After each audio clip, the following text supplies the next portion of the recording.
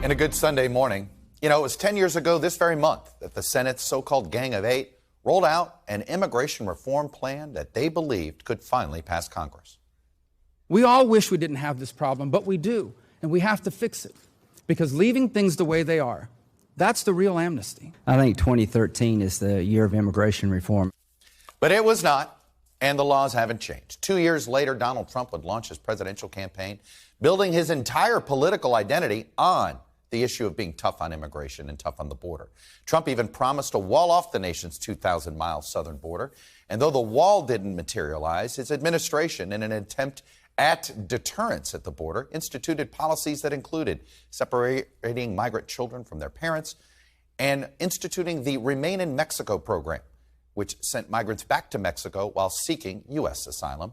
Biden endorsed a sweeping immigration plan on his very first day in office. But the plan went nowhere, even though Democrats controlled both houses of Congress at the time.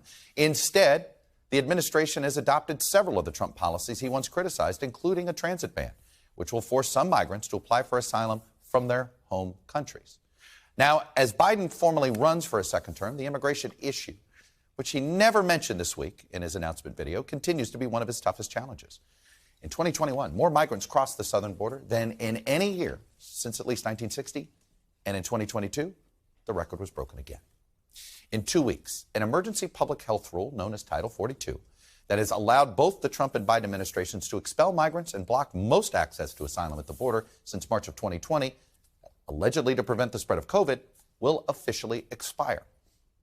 And the U.S. relationship with Mexico has perhaps, the government that is, has perhaps never been worse, with cooperation on the drug war at its lowest point in decades, thanks to an administration in Mexico that doesn't seem interested in dealing with the cartels. Fentanyl, which is produced in Mexico with chemicals sourced from China, is now the leading cause of death for Americans between the ages of 18 and 49, according to our friends at the Washington Post. This week, ahead of Title 42 expiration, the Biden administration announced new steps to stem unauthorized migration, including opening new processing centers in Colombia and Guatemala, creating a new family reunification program, and increasing assistance to counter smuggling.